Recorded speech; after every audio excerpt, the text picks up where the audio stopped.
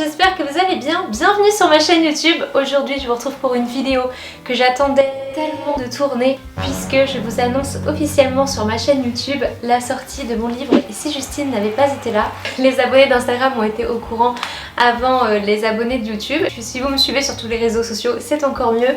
Si ce n'est pas le cas, je vous invite à me suivre sur ces différents réseaux sociaux là qui vont s'afficher juste ici, puisque sur chacune de ces plateformes je vous propose du contenu différent sous des formats différents. Vous pouvez prendre un petit peu ce qui vous intéresse, grappiller un petit peu partout. Alors par contre, si vous voulez être informé en temps réel de tout ce qui se passe dans ma vie, que ce soit au niveau des projets, que ce soit au niveau perso, pro, en général ça se passe sur mon compte Instagram puisque je publie tous les jours. Je vous laisse directement avec la petite interview que j'ai tournée qui va vous expliquer dans les grandes lignes de quoi parle ce livre et pourquoi j'ai écrit un livre, et on se retrouve juste après. Je m'appelle Mélodie Lunel et aujourd'hui je vais te parler de la sortie de mon livre Et si Justine n'avait pas été là. Alors pour ceux qui ne me connaissent pas, je m'appelle Mélodie, j'ai 26 ans, je suis créatrice de contenu sur les réseaux sociaux et également depuis peu conseillère en immobilier. Mon livre parle d'une jeune fille qui à l'âge de 12 ans sombre dans l'anorexie. Cet enfant c'est moi. Personne n'aurait pu imaginer qu'un jour je puisse sombrer dans l'anorexie. Pourtant, comme beaucoup d'autres jeunes filles ou beaucoup d'autres adolescents avant moi, j'ai très vite perdu le contrôle et cette histoire a failli me coûter la vie. Et encore aujourd'hui, même si tout va pour le mieux, une question me reste encore en tête. Et si Justine n'avait pas été là? Alors pour ceux qui se demanderaient qui est Justine, je vous invite à le découvrir à travers cette histoire. Ce livre, je l'ai en partie coécrit avec ma maman. J'ai également choisi d'y rajouter des images pour que vous puissiez peut-être un peu plus vous projeter à travers le livre. Il contient une centaine de pages. Je vous invite à lire et à me faire vos retours. Alors je dirais que l'envie d'écrire a commencé il y a un petit peu plus de 3-4 ans. À partir du moment où je me suis sentie totalement réconciliée avec cette partie assez sombre de mon passé. Alors dans un premier temps, je l'avais partagé sur les réseaux sociaux. J'avais également témoigné sur le plateau de TV de France 2 et également celui de France 4. Mais je n'osais pas encore franchir le cap. Jusqu'à ce qu'une maison d'édition me contacte pour promouvoir un livre qui racontait le témoignage d'une jeune fille anorexique. Je me suis dit, pourquoi pas moi? Le déclic est vraiment venu de ça. J'ai écrit pendant des mois, au départ toute seule sur mon ordinateur et ensuite avec l'aide de ma maman. Et puis bah voilà, ensuite j'ai signé avec une maison d'édition et j'ai ces petits bijoux entre les mains. Suite à la venue d'un spécialiste de Rouen en anorexie mentale, le diagnostic est enfin posé. Je suis atteinte d'anorexie mentale. Mes jours sont comptés et je ne peux plus m'en sortir moi-même. Ils m'annoncent qu'ils vont me transférer sur Rouen dans un service spécialisé, car ils auront davantage de spécialistes formés en troubles du comportement alimentaire. Mes organes vitaux fonctionnaient au ralenti et le peu d'énergie qu'il me restait ne leur suffisait plus pour fonctionner normalement. Pour rappel, j'ai 12 ans, c'est la première fois que je passe une nuit seule à l'hôpital. Je ne comprends pas ce qui se passe, je pleure, je crie, je veux qu'on prévienne mes parents, je veux les voir, je suis paniquée par la situation. Voilà, je vais m'arrêter là-dessus. D'ailleurs, pour remercier les personnes qui me suivent, qui m'ont soutenue jusqu'à maintenant, je vais organiser un petit jeu concours dès la semaine prochaine où je pourrai gagner 3 de mes livres en avant-première puisqu'il n'est pas encore disponible à la commande. Alors mon livre coûte 13 €, il sera disponible dans toutes les librairies de France et également sur les gros sites internet type la Fnac, Cultura, etc. Bien entendu, je vous afficherai tous les liens lorsqu'il sera enfin disponible. En attendant, je vous dis à très vite pour le jeu concours. Ciao ciao. Bon, j'espère que la petite interview vous aura plu. Elle aura pu déjà vous donner une petite idée de pourquoi j'ai écrit un livre et de quoi parle ce livre. Alors dans cette vidéo, je vais vous parler du livre, oui, mais je vais surtout en fait vous parler de tout le processus de création. Je vais vous expliquer un petit peu toutes les étapes par lesquelles je suis passée pour aboutir justement à ce petit bout de papier. On dirait peut-être pas comme ça, mais c'est énormément de boulot. J'ai écrit pendant des mois, je me suis repris parfois des journées entières juste sur un chapitre ou une page pour tourner une phrase de telle ou telle manière, de choisir les bons mots. Et donc voilà, j'ai reçu pas mal de questions à ce sujet sur Instagram. Donc je vais en profiter pour répondre à toutes ces questions là et en plus de ça je vais pouvoir vous documenter un petit peu cette vidéo grâce à des petits passages que j'ai filmés au cours de ce processus de création. Justement, on commence du coup avec la première question. Comment ça se passe quand on veut écrire un livre? Par où faut commencer? Eh bien je vais vous répondre tout bêtement. Faut commencer par écrire. Personnellement, au début, j'étais persuadée qu'il fallait passer par une maison d'édition, par un écrivain ou une écrivaine. Et au final, toutes les personnes que j'ai contactées, elles m'ont dit mais c'est ton histoire, personne ne la racontera mieux que toi. Parce que dans ce livre, oui, je parle essentiellement de mon passage anorexique, mais pas que, puisque du coup je remonte à la source, donc je parle un petit peu de mon enfance, des éléments qui potentiellement auraient peut-être pu déclencher cette maladie-là. Je parle aussi de l'après, de tout le cheminement de guérison, la reprise de poids, de l'image de soi, de la confiance en soi. Et du coup je parle aussi de comment le fait de m'exposer sur les réseaux sociaux a pu avoir un impact positif sur moi. Et voilà comment je peux passer d'une fille qui se détestait, qui n'avait plus goût à la vie, à une fille qui se surexpose sur les réseaux sociaux. Mon but premier, c'était surtout de transmettre un message d'espoir, d'aider des personnes qui souffrent de cette maladie, mais aussi l'entourage, la famille, les proches. Personnellement, dans ma famille, ça a impacté beaucoup de monde. Alors surtout mes parents et mon frère, puisque voilà, on vivait dans le même foyer. Il faut savoir que ça ne touche pas que nous, ça impacte aussi sur tous tes proches et ça peut faire des gros dégâts, et les proches aussi ont besoin de se sentir soutenus, de se sentir aidés, de se sentir écoutés. Je raconte en tout cas toutes les étapes par lesquelles on est passé, ma famille et moi, et ce qui nous a aidés et ce qui nous a pas aidés. Peut-être qu'à travers ce livre, certaines personnes pourront y retrouver du réconfort, de l'espoir et peut-être de l'aide, je l'espère. Deuxième raison, c'était aussi une sorte de thérapie pour moi.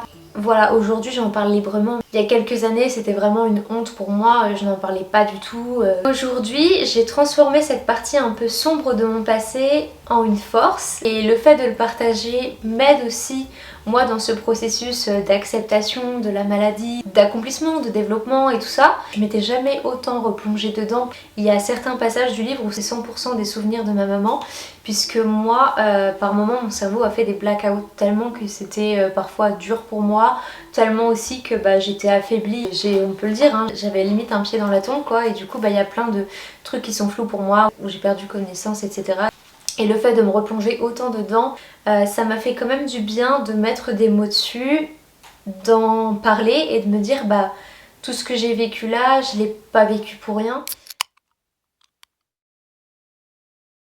Au tout début, quand j'ai commencé à écrire, j'ai voulu le montrer un petit peu à ma maman, même si j'avais pas besoin qu'elle me dise oui ou non, dans tous les cas je l'aurais fait, mais disons que j'attendais une sorte d'approbation, de réconfort. C'était pour avoir un premier avis déjà sur ce que j'avais écrit, savoir un petit peu ce qu'elle en pensait, si elle me soutiendrait aussi derrière sur ce projet. Et sa première réaction n'a pas forcément été celle à laquelle je m'attendais.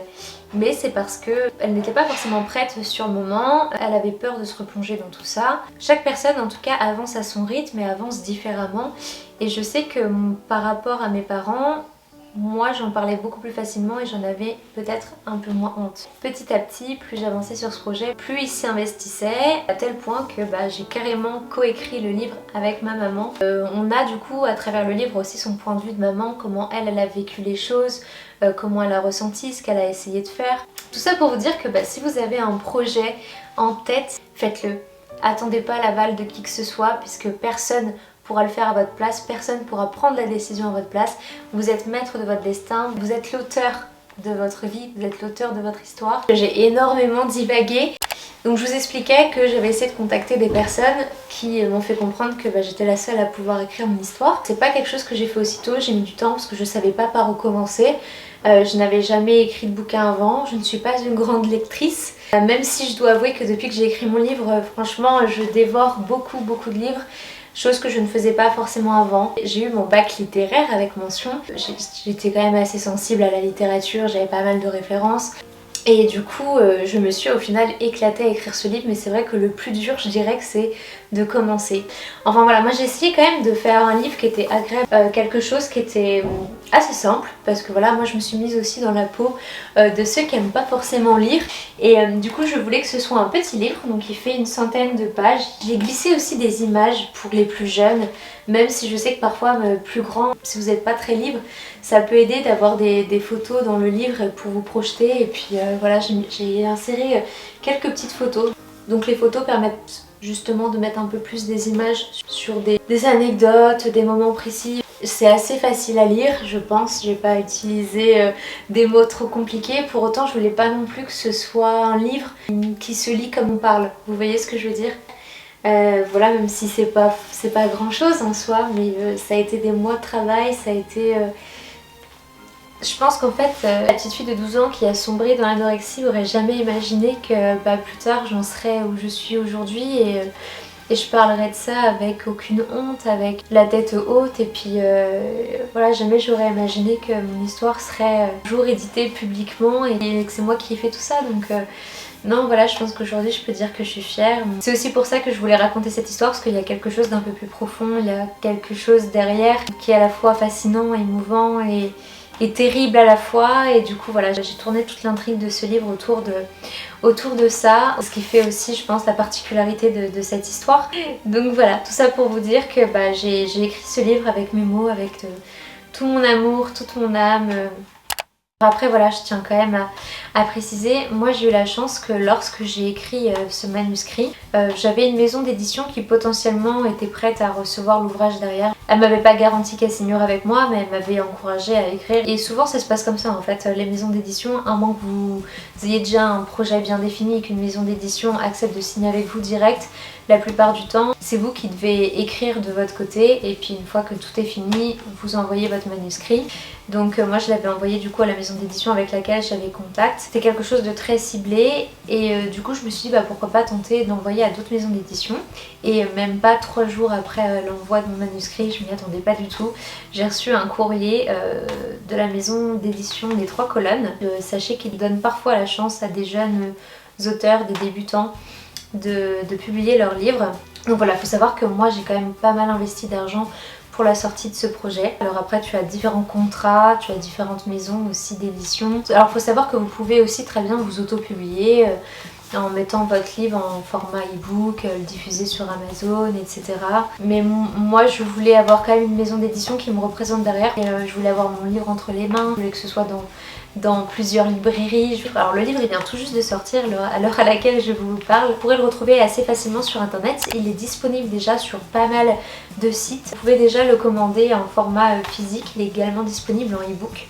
Donc le livre coûte 13 €, mais sachez que d'ici 2 à 3 semaines il sera vraiment disponible absolument partout, dans toutes les librairies de France, y compris en Suisse et en Belgique. Parce que du coup ma maison d'édition c'est les 3 colonnes. Le distributeur avec lesquels les 3 colonnes travaillent, c'est Hachette. Hachette en général, quand je dis ça, tout le monde connaît les livres que vous avez à l'école, souvent c'était l'édition Hachette, etc. Ce qui moi me permet d'avoir vraiment mon livre publié de partout et ça c'est génial, j'aurais pas pu le faire toute seule. D'ailleurs c'est un conseil peut-être que je peux vous apporter si vous êtes en train d'écrire ou si vous avez pour projet d'écrire quelque chose. Je vous conseille de faire des pauses. Des fois les idées me venaient comme ça et je prenais mon ordinateur ou mon portable ou un support écrit et j'écrivais et je balançais toutes mes idées. Et la plupart du temps, ça c'était horrible, en tout cas pour le début du livre, ça m'est venu en pleine nuit, je me rappellerai toujours, à 2 h du matin. Insomnie, j'avais plein d'idées, ça fusait, et de 2 h à 4 h du matin j'ai écrit et ça a été les premières pages de ce livre. Voilà, parfois c'est la nuit qu'on est le plus productif parce qu'il y a toutes les idées qui fusent. Et donc moi j'essayais d'écrire les moments où j'étais le plus productive, les moments où j'avais des idées, j'écrivais, peu importe où j'étais. Dans l'idée que j'avais de la date de la sortie de ce projet, ça a pris beaucoup plus de temps que prévu. Donc c'est quelque chose à prendre en compte. Certaines personnes appliquent l'astuce des pages, donc ils se donnent un nombre de pages à écrire chaque jour. Moi je fonctionnais plutôt en temps. Alors après voilà, de toute façon vous adaptez, en général je dépassais ou alors je faisais moins de temps que ce que j'aurais dû faire parce que les idées venaient pas. Dans ce cas là je me forçais pas et puis 2 jours après j'allais écrire pendant 3 heures parce que les idées me venaient. Donc voilà, vous vous laissez un petit temps de repos, une journée, 2 jours, 3 jours et quand vous allez vous replonger dedans, là ça peut prendre plusieurs heures. Donc voilà, ça se fait pas comme ça prend du temps. Parfois on va pas être content de ce qu'on a écrit, on va revenir 10 fois dessus. Et puis voilà, même jusqu'à la fin, j'avais envie d'y retoucher. Et puis à un moment donné, je me suis dit non, allez, c'est bon, tu l'envoies comme ça, stop. Parce que sinon, le livre au final, il sera jamais fini. C'est comme un artiste qui peint son tableau, il trouvera jamais vraiment fini. Mais au bout d'un moment, faut savoir s'arrêter parce que sinon, on le rend jamais au final, le projet. Et ça me paraît évident que je vais terminer cette vidéo en vous remerciant parce que sans vous, sans votre soutien et sans cette bienveillance que vous avez eue sous chacune de mes vidéos où je parlais justement de l'anorexie, moi ça m'a aidé en tout cas dans ce processus aussi de guérison mais aussi d'acceptation de ce passage-là de mon passé. Et c'est ce qui m'a aussi donné la force et le courage aujourd'hui de me replonger dans tout ça pour vous écrire ce livre. Sans vous, tout ça n'aurait peut-être jamais existé. Donc merci de votre soutien, merci de me suivre. Je vous fais de très gros bisous et je vous dis à mercredi prochain pour une nouvelle vidéo YouTube. À